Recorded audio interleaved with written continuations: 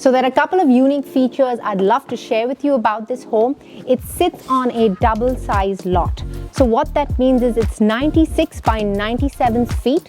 Another interesting feature is the garage, which is over 775 square feet. In my opinion, pretty much an apartment.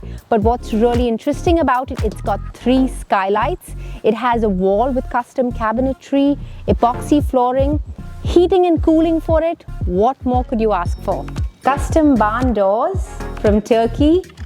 You walk into this dream closet. This is luxury living at its finest.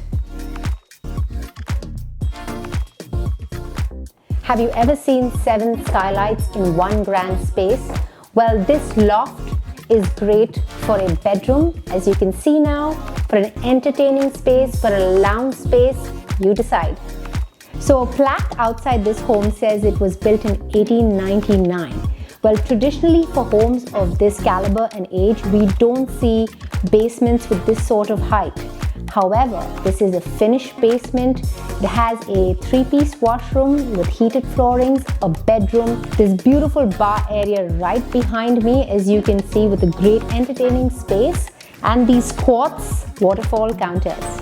Walk out from the kitchen into this outdoor oasis. You have your backyard as the park. What more could you ask for?